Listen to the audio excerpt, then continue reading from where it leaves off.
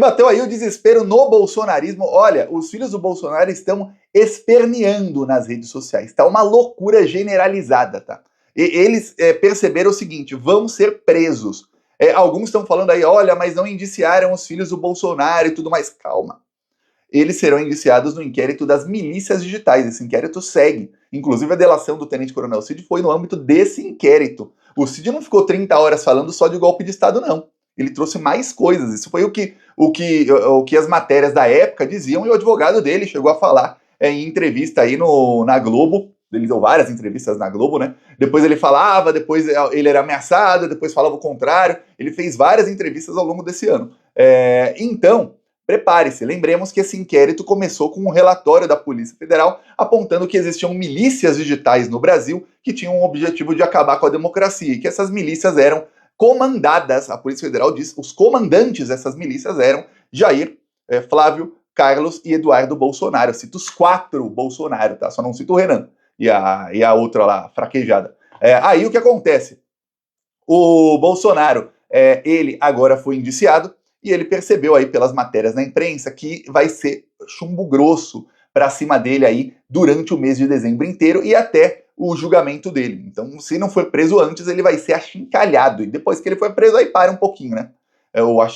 O achincalhamento dele aí, esse tipo de matérias, porque aí as pessoas já estarão mais calmas. Porém, o que acontece é o seguinte, continua aí uma briga nos bastidores, porque o Bolsonaro ele ainda vê aí alguma chance de aprovar a anistia. Porém, os próprios bolsonaristas já estão tratando essa anistia aí como uma coisa que foi para o espaço. Tem um acordo do Bolsonaro com o Arthur Lira, que os dois falaram sobre esse acordo, o Bolsonaro de uma maneira e o Lira de uma segunda maneira. O Bolsonaro disse, e olha, isso faz o quê? Um mês e meio atrás, Bolsonaro foi ao Congresso Nacional, se reuniu a portas fechadas com o Arthur Lira e falou que tem um acordo para aprovar a anistia. O Arthur Lira veio a público 2, 3 horas depois e falou que não, o acordo é para que isso seja votado.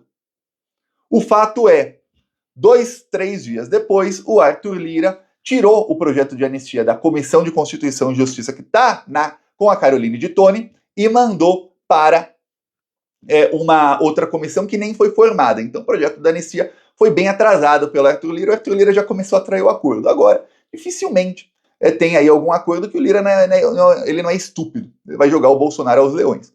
Pois bem, o Lira está com medo, muito medo. Por quê? Porque o Flávio Dino soltou mais uma bomba aí. O Flávio Dino, vamos lembrar, ele acabou aí com o Bolsolão. O orçamento secreto hoje não existe, não está sendo pago.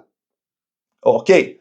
O que acontece? O Arthur Lira ficou bem bravo porque justo no período eleitoral ele não tinha isso. Mas o Centrão teve um resultado muito bom. O orçamento secreto foi o grande, assim, para o Lira, ótimo. O orçamento secreto foi o grande vencedor da eleição. O que a gente fica preocupado é que em pleno governo Lula, os deputados de esquerda não têm acesso ao orçamento.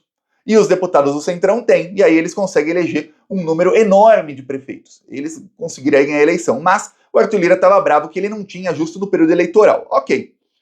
Agora ele tentou recuperar o Bolsolão, né, para continuar aí com o controle de quase 50 bilhões de orçamento, e aí o que aconteceu?